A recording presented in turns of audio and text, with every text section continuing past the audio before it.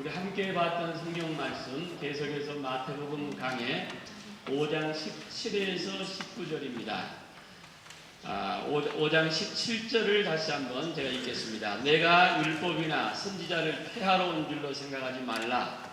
폐하러 온 것이 아니요 완전하게 하려 함이라. 앞을 보실까요?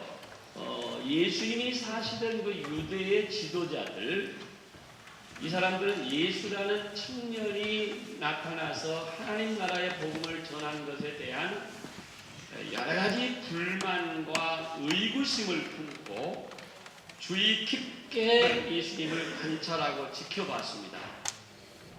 그 결과 그들은 어떤 결론을 내렸느냐면, 저 예수는 구약의 율법과 저들이 중요하게 생각하는 전통을 무시하고 폐지해도 된다고 하는 선동자로 예수를 낙인을 찍어버렸습니다. 그러니까 엄청난 예수를 향한 저주였죠. 예를 들면은, 아주 쉽게 예를 들면은, 공공연히 안식일 날도 병을 고치는 일을 한다는 겁니다. 그리고 사회적으로 지탄을 받고 의인들이 멀리하고 가깝게 하지 않은 죄인들, 창녀들이나 세리들이나 이 사람들을 가깝게 하면서 그들을 변호하고 그들과 함께 음식도 먹고 친구가 되어주면서 이렇게 서슴지 않고 그들과 이렇게 잘 지낸다는 겁니다. 이런 것들이 예수님을 비난하고 예수님을 선동자로 낙인을 찍었습니다. 이 때문에 유대 지도자들은 예수님을 음해하기 시작했고 발목을 잡기 시작했고 하늘나라의 복음을 전하는 데에 꼼짝을 못하도록 여러 가지 올무를 삼아가지고 예수님을 피곤하게 만들었습니다. 그러니까 그들이 복음을 바로 이해하지 못했기 때문에 예수를 배척한 것입니다. 이 시간 우리들도 예수님께서 그들의 오해를 받은 것처럼 우리가 복음을 잘 모르면 이런 오해를 할 수가 있습니다. 주님은 그들에 대한 의구심을 명쾌하게 몇 마디로 대답하시면서 이게 말씀을 오늘 얘기하시는 겁니다. 우리들에게도 그런 면이 있다고 저는 봅니다. 예수 그리스도의 복음을 바로 이해하지 못하면, 복음의 깊이와 그 내용과 본질을 모르면은 교회를 오해하기도 하고 주의 종을 오해하기도 하고, 또 우리들에게는 바닥에 깔려있는 게 뭐냐면 오래된 불교 문화와 유교 문화가 우리에게 있습니다. 이런 제가 얘기할 수는 없지만은 그런 것들이 자리에 백그라운드가 있기 때문에 여기에서 예수를 이해하고 설교를 이해하고 교회를 이해하는 데는 상당한 어려움이 있습니다. 그러니까 바리새인들이 바로 그런 사람들이죠. 하나님을 믿는 사람들이었어요. 그러나 예수가 천국의 복음을 안 전한다는 거예요. 그런 오해. 주님의 말씀 속에서 하나님이 요구하시는 하나님 나라의 율법을 한번 살펴보면서 천국 복음을 말씀을 드려보겠습니다. 첫째, 오늘 17절에 보면은 예수님이 이 세상에 오신 목적을 얘기합니다. 그는 천국 복음을 완전하게 하시러 오셨다. 내가 율법이나 예언자들을 없애려 왔다고 생각하지 마라. 없애려 온 것이 아니라 완전하게 하려 함이니라. 율법은 모세에 의해서 전해졌고 은혜와 진리는 예수 그리스도에 의해서 왔느니라. 요한복음 말합니다. 유대의 많은 사람들이 예수님의 율법을 무시한다고 생각했습니다. 예수님은 율법을 전혀 외면하고 무시하고 율법을 전혀 관심 없다고, 이것을 폐하려 한다, 이렇게 오해를 했습니다. 그것은 잘못된 생각들이었습니다. 그리스도의 복음에도 하나님의 율법이 있습니다. 모세가 받은 구약의 율법보다 훨씬 더 깊고 거룩한 율법이 있었습니다. 오늘 말씀을 보세요. 18절 19절에 뭐라고 말씀합니까? 내가 진실로 너에게 이르노니 천지가 없어지기 전에는 율법의 1.1획도 없어지지 아니하고 다 이루리라. 그러므로 누구든지 이 계명 중에 지극히 작은 것 하나라도 버리고 그같이 사람을 가르치는 자는 천국에서 지극히 작다 일컬음을 받을 것이요 누구든지 이를 행하며 가르친 자는 천국에서 크다 일컬음을 받으리라. 예수님은 율법이나 선지자들의 예언을 절대로 인정하시는 분입니다. 그가 말하기 1.1획이라도 중요하게 여긴다 이렇게 말씀을 하셨습니다. 예수님께서는 여기서 천국의 율법을 선포하시는 겁니다. 문장 그대로 예수님은 하나님의 율법을 완전하게 하시기 위해서, 완전케라고 하는 이 단어는 성취한다 혹은 끝맺음을 한다 이런 의미를 갖고 있습니다. 구약의 많은 율법들, 구약의 1500가지 이상의 예언의 말씀들이 예수님에 의해서, 예수님의 오심으로 말미암아, 예수님의 십자가 죽으심으로 말미암아 이 많은 율법들이 하나도 남김없이 다 성취되신 것이요. 그렇게 성취된 기록이 바로 신약성경입니다. 저 유명한 성 어거스틴이 말하기를 신약 성경은 구약 성경에 감추어져 있고 구약 성경은 신약 속에 드러나 있다 이렇게 말합니다. 당시 율법주의자들이 바리새인들 이들은 예수는 모세의 율법을 폐기하고 그 위에 새로운 어떤 율법을 가리키려고 한다 이런 오해를 하고 있었습니다. 주님은 이 오해를 한마디로 내가 율법을 펴러 온 게 아니다, 오히려 완전케 하기 위해서 온노라. 예를 들면 지금 꽃이 봄이 되어서 꽃이 피고 있는데요, 꽃 몽우리를 꺾어버리는 것이 아니라 오히려 꽃 몽우리를 피게 한다. 꽃 몽우리를 내가 피게 하시는 분이다 이렇게 이런 의미를 갖고 말씀하십니다. 그래 두 번째는 율법주의자들의 실수를 우리가 봐야 됩니다. 이 율법주의자들의 실수, 우리도 율법주의자가 될 수가 있고 우리도 바리새인이 될 수 있기 때문에 우리가 잘 보셔야 됩니다. 잘 우리가 배워야 됩니다. 잘 우리가 깨달아야 됩니다. 자, 바리새인들은 율법을 잘 알고 그것을 철저히 지키려고 노력을 부단히 했습니다. 그래서 안식일은 안식일 예만 들었습니다만 안식일에는 어떤 일도 하지 않았습니다. 지금도 파리도 보면 내가 살고 있는 동네 유대인들이 많이 있는데요, 토요일 날은 아상사에 하루 종일 서 있어요.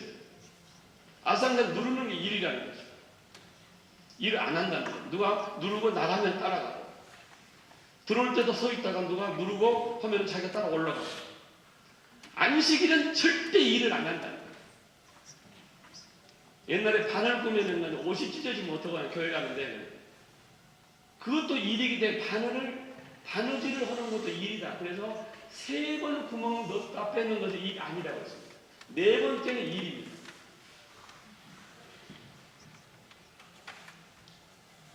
숟갈도 들지 말아야 되겠는데 물도 몇 분 한번 드는 것은 일이다. 내 친구 한 사람이 이제 오래전에 이스라엘 방문했는데 거기서 일을 하는데 그분이 그런 얘기를 해요. 안식일날 길을 가는데 어느 분이 문을 열고 막 들어가 달라고 해요. 들어가 보니까 이 전기불로 이제 가스 부엌에 밥을 하다가 말이죠, 그걸 끓이다가 시간적으로 볼 때 근처에 오후가 돼가지고 안식일이 돼버린 거예요. 이걸 못 끄는 거예요. 당신이 와서 꺼버려요. 그분이 가서 꺼준대요. 이 일이기 때문에 이걸 갖다 율법주의자라고 합니다. 그런 사람들이 바리새인들이었습니다.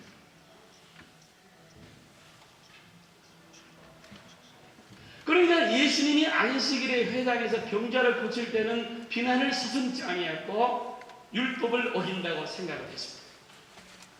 조금 더 현실적으로 얘기했습니다. 그러면 안식일 날 생명이 위급한 경우인데도 어떻게 느꼈냐? 생명이 위급하기 때문에 예수님은 그 생명을 고쳐야 된다는 겁니다. 병자를 그날은 성당에 오는 분들을, 성전에 오는 분들을 고쳐줘야지. 안식일가 되기 때문에 고칠 수 없다는 겁니다. 고치는 예수님을 향해서 비난합니다. 왜 안식일날 이런 일을 하느냐 이거죠. 그래서 주님은 그들을 향하여서 위선과 교만한 자라고 책망했습니다. 원어에 보면은요, 예수님께서 얼마나 강한 얘기를 했는지요. 화 있을지죠. 그래 저주를 보고 예수님께서 그들의 저주를 화 있을지죠. 마음속에는 악독과 거짓이 가득 차 있기 때문에 바리새인들의 심각한 문제는 그들의 위선과 교만이었습니다. 그들은 다른 사람보다도 자기들의 의의를 자랑했고 다른 사람의 의의보다도 자기들의 의의를 가지고만이 천국을 들어간다고 그들은 믿고 있었습니다. 그런데 예수님께서는 한마디로 그런 의의를 가지고는 천국에 들어갈 수 없다. 이 화 있을정정 회개하라. 이 바리새인의 책망을 이 마태복음 23장과 누가복음 11장은 매우 적나라하게 기록하고 있는데 제가 요약해서 말씀드린다고 하면은 바리새인은 첫째는 말만 하고 행실이 없다는 거죠. 두 번째, 자꾸 높아지려고 하는 사람, 높은 자리로 오는. 세 번째, 어려운 짐은 다른 사람들에게 지우고 자기들은 손 하나 까딱하지 아니한다. 예수님이 그렇게 표현했어요. 예수님이 관찰한 바리새인들의 신앙이었어요. 마태복음 23장 2, 3절 서기관들과 바리새인들이 모세의 자리에 앉았으니 그러므로 무엇이든지 그들의 말하는 바는 행하지만은 지키되 그들이 행하는 그 행위는 너희들이 본받지 말라. 아무리 지도자들, 아무리 제사장들 권력 있고 이런 사람이지만 그들의 말 그 자체는 진리니까 듣고 행해야 된다. 그러나 그들의 행동은 본받지 마라.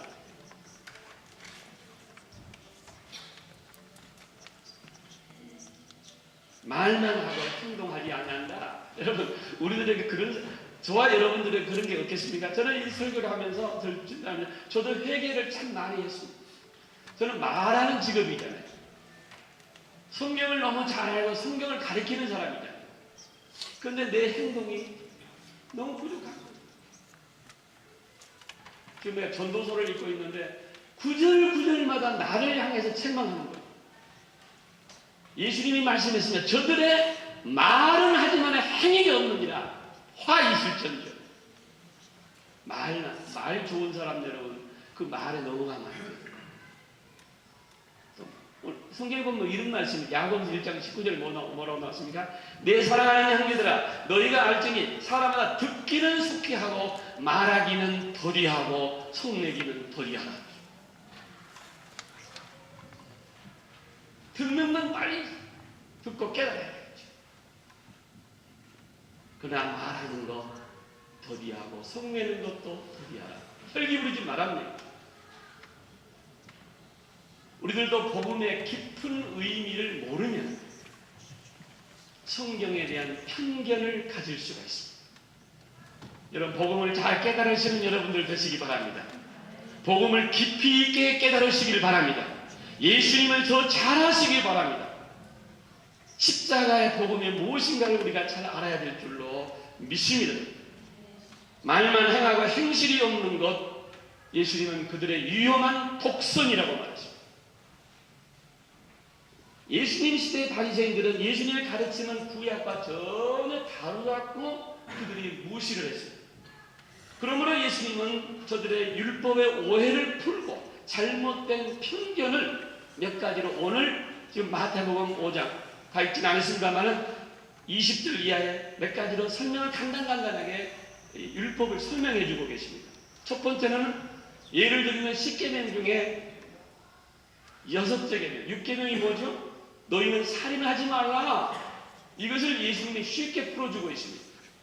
살인한다고 하는 육체의 생명을 빼앗는 일, 목숨을 빼앗는 일, 피를 흘리고 꼭 죄를 지으며 죽이는 행위, 이것만이 살인이 아니라는 거예요. 그럼 뭡니까? 형제를 향하여 분을 낸다든지 비방하고 또 쌍시옷 발음하는 거, 미련한 놈이라, 이 모두가 다 살인행위잖아요. 여러분 잘 들으세요. 예수님의 복음을 잘 아셔야 돼요. 남을 미워하는 거, 비방하는 거, 욕하는 거, 이 모두가 살인행위가 같다는 것이죠. 22절 보세요. 이런 사람들 어떻게 저주하십니까? 그들은 심판을 받되 또 지옥불에 들어갈 것이니라. 바리새인들을 향한 얘기입니다.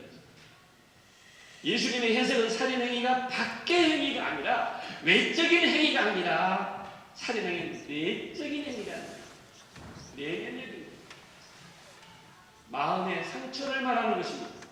사람을 미워하고, 이것은 10계명 중에 6계명을 어기는 범법입니다.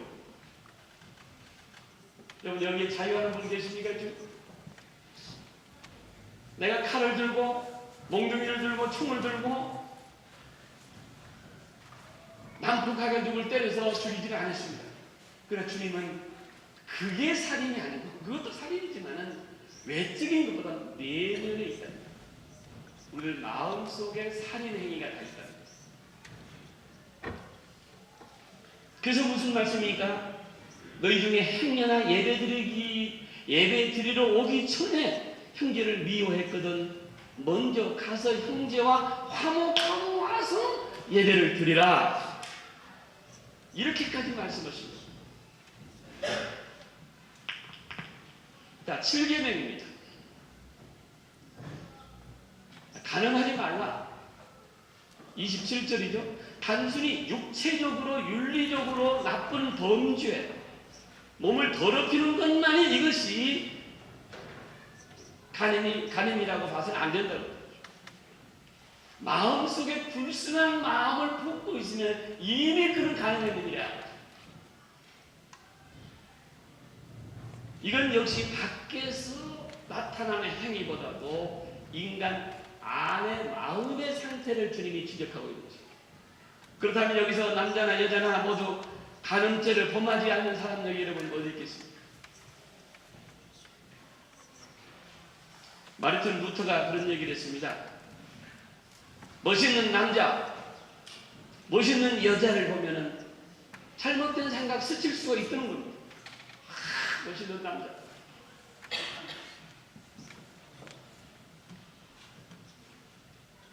루터가 말하기를 나는 새가 나의 머리 위에 날아가는 것은 막을 수가 없다. 그러나 그 새로 하여금 내 머리에 둥지를 치는 것은 내가 허락할 수 없다고.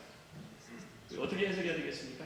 생각이야 자유로울 수 있지만은 우리 믿는 사람들은 행동을 하지 않는다는 거예요. 그것이 바로 믿는 자의 자아입니다. 여러분 그런 사람들이 되시기를 주의 이름으로 축원합니다. 인간이기 때문에 이런저런 생각은 자유로울 수 있지만 내 의지도 실행하는 것은 잘못된 죄악이라는 거죠. 바리새인들은 율법을 지키기 위해 많은 노력을 했습니다. 누구 못지아니하게 바리새인들은 열심히 있었고, 그러나 그 열심만 있었지 실천은 없었다. 안식일에는 손 하나 까딱하지 않았다. 왜? 율법을 어긴다는 명목으로 가난한 자를 치료해주고 생명을 치유해주는 예수님을 비난하고 예수님의 발목을 잡았던 것입니다. 그리고 예수님을 정죄하고 율법의 잣대로 남을 판단했습니다. 우리들도 그런 잘못을 범할 수 있다는 것입니다. 우리 말씀을 들으면서 우리가 서로 주님 앞에 겸손하게 회개하며 율법주의자가 되지 않기를 주의 이름으로 권면합니다. 자, 세 번째, 그러면 천국복음이란 무엇을 위한 것입니까? 천국복음이란 무엇입니까? 천국복음은 죄인을 심판하기 위한 잣대가 아닙니다. 죄인을 정죄하는 심판의 잣대가 아니라 오히려 자신을 판단하고 내 자신을 돌아보고 내 자신을 심판하기 위한 것이 율법인 줄 믿으시길 바랍니다. 아무도 아멘을 안 해요. 아멘? 아멘? 율법이라고 하는 것은 남을 판단하고 남을 정죄하고 남을 비판하는 것이 아니라, 율법이라고 하는 나를 비판하고 나를 쳐다보고 나를 회개하고 나를 하나님 앞에 받아서는 거예요.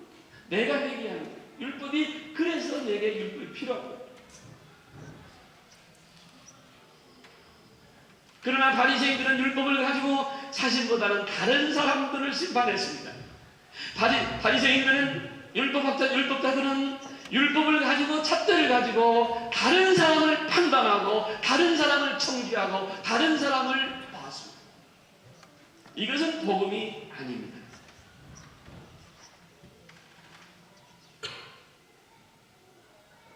여기에서 아주 율법학자로서 유명한 분이 이런 그 잘못된 율법을 잘못 깨달았던 것을 회개한 사람이 있는데, 그게 바로 사도 바울입니다.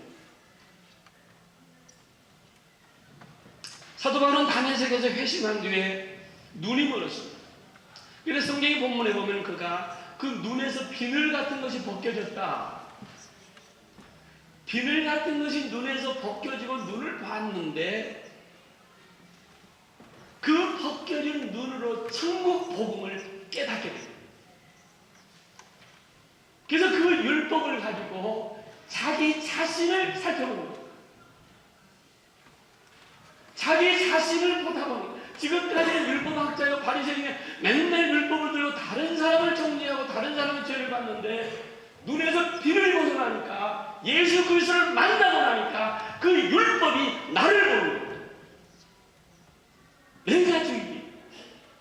그걸 적나라하게 기록한 내용이 어디냐면 여러분 로마서 7장에 나와 있습니다. 로마 7장 한번 펴보세요.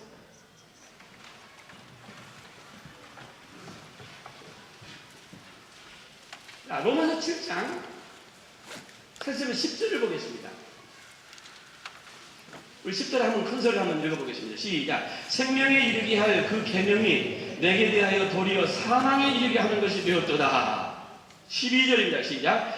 이로 보건대 율법은 거룩하고 계명도 거룩하고 의로며 선하도다. 앞을 봅시다. 앞을 봅시다. 생명에 이르게 할 그 계명이, 구약의 그 율법이 내게 대하여 도리어 사망에 이르게 하는 것입니다. 그 율법을 가지고 보니까 내가 죽을 놈입니다. 지금 율법을 자세히 보고 현미경을 가지고 나 자신을 보고 나니까 나는 주님 앞에, 하나님 앞에 사망에 이를 사람이에요. 이걸 깨달은 거예요. 율법이 아니면 깨달을 수가 없습니다. 구약이 아니면 우리를 볼 수가 없습니다. 그래서 12절에 고백하다 했습니다. 이로보건대 율법은 거룩하고 계명도 거룩하고 계명이 의롭고 계명이 선하다. 여러분, 우리는 율법을 가지고 자신을 봐야 돼요. 율법은 참으로 거룩한 것입니다. 천국의 율법은 정말 선하고 의로운 것입니다. 그래서 과거 자신의 모습을 보는 듯이 유대의 바리새인들을 보면서 사도 바울은 로마서에서 2장에서 이런 얘기를 합니다. 2장을 덮여보세요. 2장 1절 다시 크게 한번 읽어보세요. 시작. 그러므로 남을 판단하는 사람아, 누구를 막론하고 네가 핑계하지 못할 것은 남을 판단하는 것으로 네가 너를 정죄하느니 판단하는 네가 네 같은 일을 행하리로다. 이런 일을 행하는 자는 하나님의 심판이 진리대로 되는 줄 우리가 아노라. 자기 과거를 얘기하는 겁니다. 사도 바울은 이런 생각을 했습니다. 지금도 많은 유대인들이, 율법학자들이, 바리새인들이 남을 판단하고 남을 청지하고 남의 흠을 잡고 남의 눈에 있는 티를 보고 자기 눈에 있는 들불을 못 본다는 겁니다. 그래서 이 로마서 7장의 유명한 성경입니다. 깨닫고 난다. 자기 자신을 보는 거예요. 결론을 말씀드리겠습니다. 결론은 20절에 우리가 주님의 말씀을 결론 받아야 됩니다. 20절 나같이 한번 우리가 마태복음 5장으로 다시 넘어왔습니다. 너희의 의가 서기관과 바리새인의 의보다 낫지 못하면 결코 천국에 들어가지 못하리라. 주님은 우리에게 뭘 요구하셨느냐면은 이 바리새인들보다 더 나은 의를 요구하셨습니다. 우리는 바리새인보다 더 높은, 더 고결하고 더 순박하고 더 의로운 하나님의 의를 요구하셨습니다. 더 잘해야 될 줄로 믿습니다. 말씀을 듣는 데만 그치지 말고 지식으로만 알고 실천이 없으면 우리들도 바리새인들과 같습니다. 천국 복음은 결코